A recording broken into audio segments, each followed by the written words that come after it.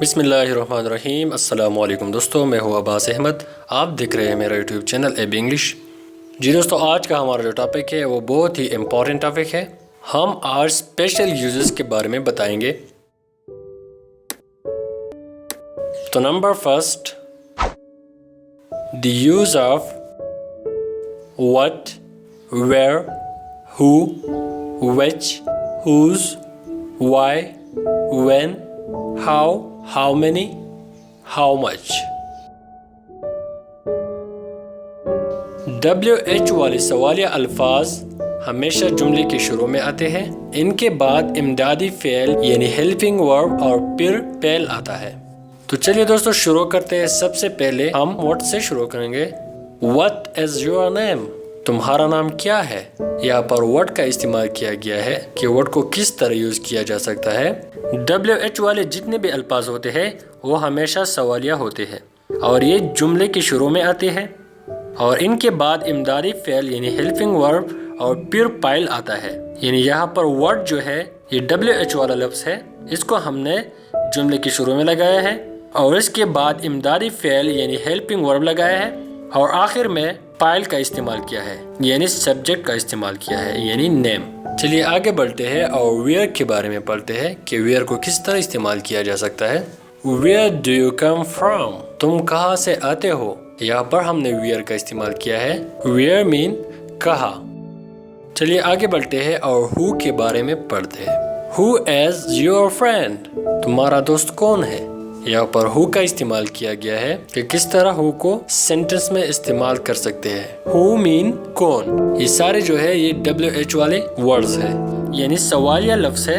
اس کو ہم نے فقرے کے شروع میں لگایا ہے کیونکہ WH والے جتنے بھی الفاظ ہوتے ہیں اس کو فقرے کے شروع میں لگاتے ہیں، اور درمیان میں امدادی فعل لگایا ہے اور آخر میں فاعل کا استعمال کیا ہے۔ اسی طرح which book do you like؟ کون سی کتاب آپ کو پسند ہے۔ which mean کون سا۔ whose pen is this؟ یہاں پر whose کا استعمال کیا گیا ہے، mean کس کا، یعنی یہ قلم کس کا ہے۔ why تو why کو ہم کس طرح استعمال کر سکتے ہیں۔ why are you bent on going there؟ why mean کیوں، یعنی آپ وہاں جانے پر کیوں تلے ہوئے ہیں۔ when does he come؟ یہاں پر when کا استعمال ہم نے کیا ہے کہ when کو کس طرح یوز کیا جا سکتا ہے۔ when mean کب، یعنی وہ کب آتا ہے۔ اسی طرح how much is your pen؟ یہاں پر how کا استعمال کیا گیا ہے، یعنی تمہارا قلم کتنے کا ہے۔ how many کا یوز ہم کچھ اس طرح کریں گے۔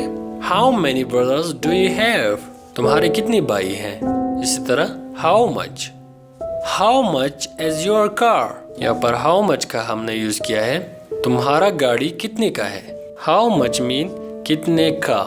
چلیے دوستو آگے بڑھتے ہیں اور the use of can and could۔ تو can کو ہم اجازت اور قابلیت کے معنوں میں استعمال کرتے ہیں۔ نفی میں can not ہمیشہ اکٹھا لکھا جاتا ہے۔ could ایک تو can کا ماضی ہے اور دوسرا درخواست کے لیے استعمال کرتے ہیں۔ can یا could کے بعد فعل کی پہلی فارم استعمال کریں۔ فار ایگزامپل سب سے پہلے can I sit here؟ یہاں پر ہم نے can کا استعمال کیا ہے، کیا میں یہاں بیٹھ سکتا ہوں۔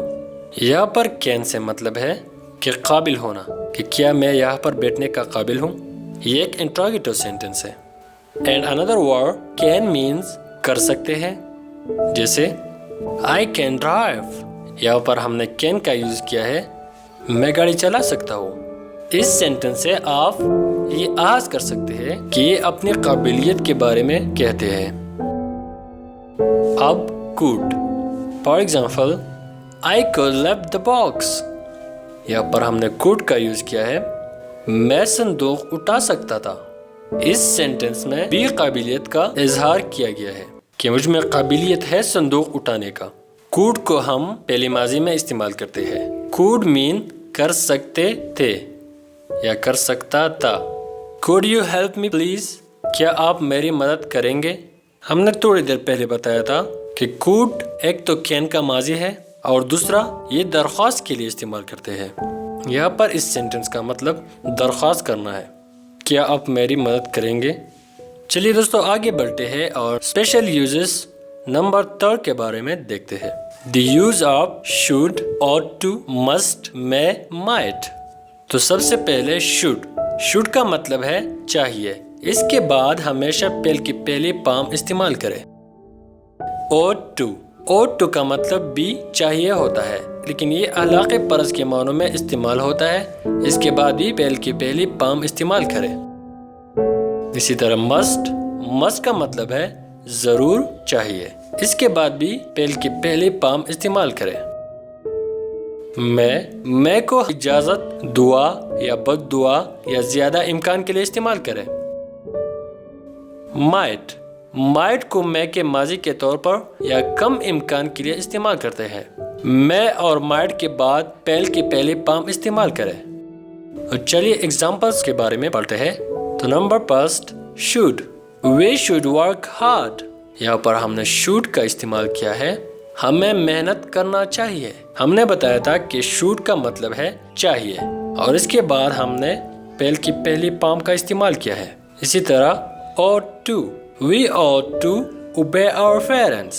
यहाँ पर हमने ought to का इस्तेमाल किया, हमें अपने वालिदैन का हुक्म मानना चाहिए।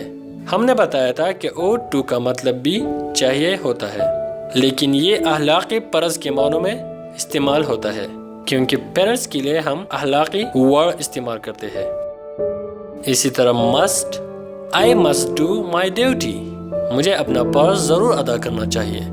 हमने बताया था कि मस्ट का मतलब है कि ज़रूर और चाहिए।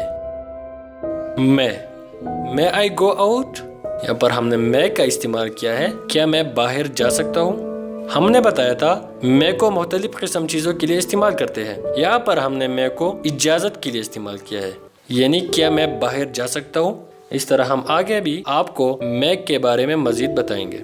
May you live long, यहाँ पर हमने मैं का इस्तेमाल किया है, खुदा तुम्हारी उम्र लंबी करे। हमने बताया था कि मैं को मुख्तलिफ किस्म की चीज़ों के लिए इस्तेमाल करते हैं, तो यहाँ पर मैं को दुआ के लिए इस्तेमाल किया गया है कि खुदा तुम्हारी उम्र लंबी करे। इसी तरह एट मे रेन टुडे, यहाँ पर मैं का इस्तेमाल किया गया है, शायद आज बारिश हो। यहाँ पर मैं को इम्कान के लिए इस्तेमाल किया गया है। चलिए आगे बढ़ते हैं और माइट के बारे में पढ़ते हैं। एट माइट रेन टुडे, आज शायद ही बारिश हो। हमने बताया था कि माइट को मैं के माजी के तौर पर या कम इम्कान के लिए इस्तेमाल करते हैं। यहाँ पर कम इम्कान ज़ाहिर हुआ है कि आज शायद ही बारिश हो। तो जी दोस्तों, इसी के साथ आज का हमारा जो टॉपिक था वो मुकम्मल हो गया। मैं उम्मीद करता हूँ कि आपको स्पेशल यूजेस के बारे में अच्छा खासा समझ आ गया होगा, और इसी तरह WH वाले जितने भी अल्फाज थे उसके बारे में भी समझ आ गया होगा। तो जी दोस्तों, हम इंशाल्लाह नेक्स्ट वीडियो में एक नए टॉपिक के साथ मिलेंगे। तब तक अल्लाह हाफ़िज़।